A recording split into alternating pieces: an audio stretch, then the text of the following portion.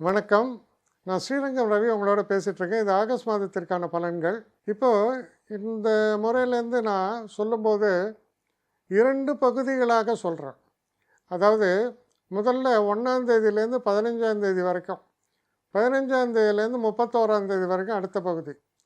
இது ஒரே எபிசோடில் தான் சொல்கிறேன். இதில் எதுக்காக அப்படி பிரித்து சொல்கிறேன்னா, சில முக்கிய நிகழ்வுகள் பார்த்தோன்னா சூரியன் எப்போவுமே 15ஆம் தேதியோ 16ஆம் தேதியோ உங்களுக்கு அடுத்த ராசிக்கு மாறுவார். அப்போ மாதம் மாறுகிறது, தமிழ் மாதம் மாறுகிறது.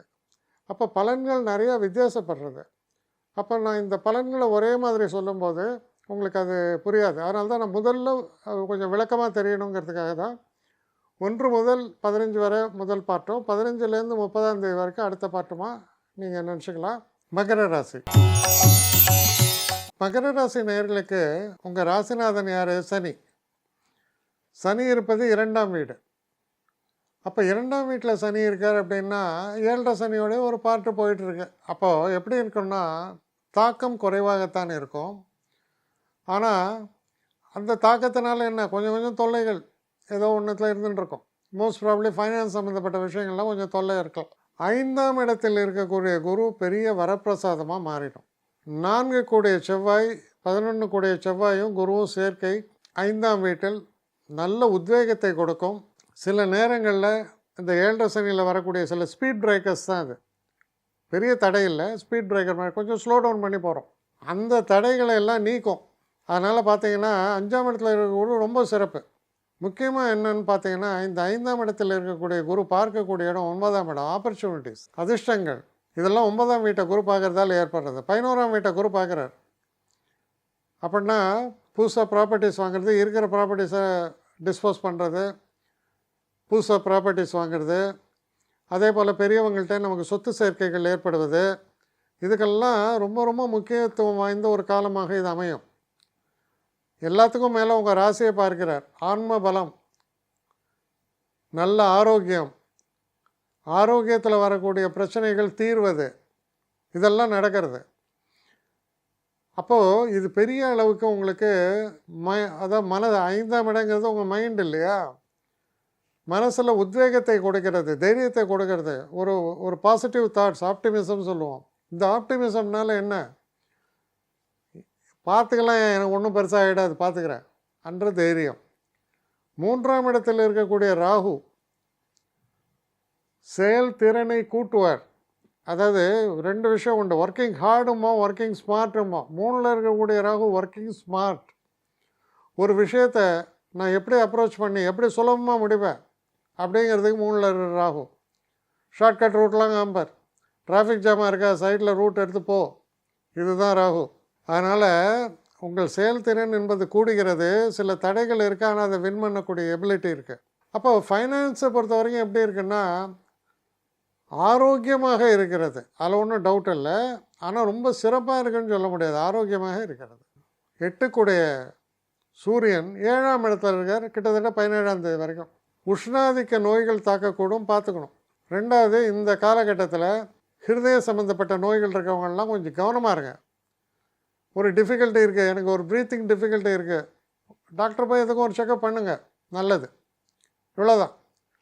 மற்றபடி இந்த ஒரு காலகட்டம் உங்கள் வாழ்க்கை தரத்தில் நிறைய இம்ப்ரூவ்மெண்ட் வரும். அந்த இம்ப்ரூவ்மெண்ட்லாம் வரதுக்கு காரணமே நீங்களாக இருப்பீங்க, உங்கள் சிந்தனையாக இருக்கும். தெய்வ கடாட்சம் உண்டு, தெய்வ அருள் உண்டு, குழந்தை பாக்கியம் உண்டு. அதே போல் படிக்கக்கூடிய மாணவர்களுக்கும் ரொம்ப சிறப்பான ஒரு காலகட்டமாகத்தான் அமையும். இப்போது 17ஆம் தேதியிலேருந்து 31ஆம் தேதி வரைக்கும் 2ஆம் பகுதி. ஏன் 17 சொன்னால் சூரியன் மாறுகிறார். அப்போ தான் 7லேருந்து சூரியன் 8ஆம் வீட்டுக்கு போகிறார். அதே நேரத்தில் 23ஆம் தேதி வக்கரகதியில் புதன் கடகத்துக்குள் வருகிறார் 7ஆம் வீட்டு. 8ஆம் வீட்டுக்குள்ளே சுக்கிரன் நுழைகிறார். இது நல்லதா? கொஞ்சம் சோதனைகளை இப்போ ஏற்படுத்துறது. அப்போது இந்த சோதனைகள் எப்போ ஏற்படுறது? கிட்டத்தட்ட 23, 25க்கு அப்புறம். ஏன்னா இந்த புதன் 7ஆம் இடத்தில் இருப்பது, ஏன்னா அவர் 6க்கும் 9க்கும் உடையவர், அவர் 7ல் இருக்கார். மனைவிக்கு நன்மை, மனைவி நீங்கள் பெண்ணாக இருந்தால் கணவனுக்கு நன்மை, அக்ரீட். வெளிநாடு பயணங்கள் போகிறதுக்கான முயற்சிகள் செய்யும் பொழுது அதுக்கான ஒரு நல்ல பலன்கள் ஏற்படும்.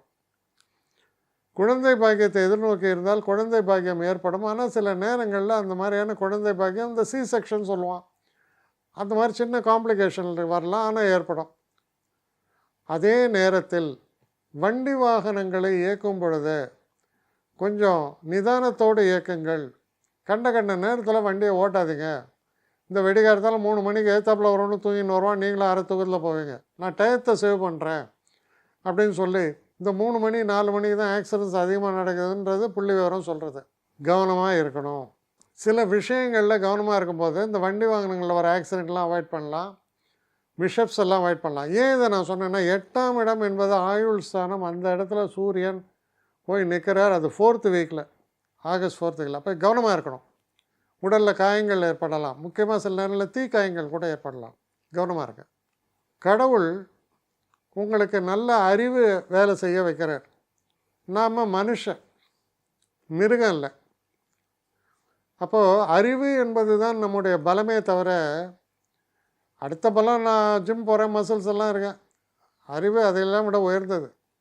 இல்லைன்னா யானை பலம் நமக்கு இருக்கா, இல்லை புலிசிங்கம் பலம் நமக்கு இருக்கா? அதையெல்லாம் மனுஷன் ஆளுகிறான் என்றால் என்ன அர்த்தம்? புத்தி பலம் அது உங்களுக்கு இப்போ இருக்குது. ஸோ சில நேரங்களில் சில காம்ப்ளிகேஷன் இருக்கலாம், ஆனால் அது புத்தியால் வெல்லலாம். அப்போ புத்தியோடு செயல்படுங்கள், அவ்வளோதான். தெய்வ கடாட்சம் உண்டு, தெய்வ அருள் உண்டு. தைரியமாக செயல்படுங்க. என்னை காண்டாக்ட் பண்ணணும்னு நிறைய பேர் நினைக்கிறீங்க. தயவு செஞ்சு என்னை காண்டாக்ட் பண்ணுறதுக்கு ஒரு மெயில் அனுப்புங்க, srirangamravi1@gmail.com. இது ஸ்க்ரீனில் பார்க்கலாம், இது அப்பியர் ஆகும். இந்த மெயிலுக்கு எனக்கு அனுப்புங்க. எனக்கு நிறைய பேர் அனுப்புகிறீங்க, நான் ஒருத்தன் தான் அதை பார்க்குறேன், செய்கிறேன். ஏன்னா இது வேகமாக செய்யலாம் முடியாது. ஒரு நாளைக்கு ஒரு 3 பேர் பார்ப்போம், 4 பேர் பார்க்குறோம். அதனால் கொஞ்சம் டிலே ஆகுது. கட்டண சேவை தான். இந்த கட்டணத்தை செலுத்திய பின்பும் கிட்டத்தட்ட ஒரு 5-6 நாள் ஆகும். சில பேர் நினைக்கலாம் கட்டணத்தை செலுத்தின உடனே அடுத்த நாளே பார்க்கணுன்ட்டு. அப்படி என்னால் முடியல. கொஞ்சம் பொறுமையும் நிதானமும் தேவையும் இருப்பவர்கள் நிச்சயமாக காண்டாக்ட் பண்ணுங்கள். என்னுடைய பெஸ்ட்டு சர்வீஸு உங்களுக்கு கண்டிப்பாக உண்டு.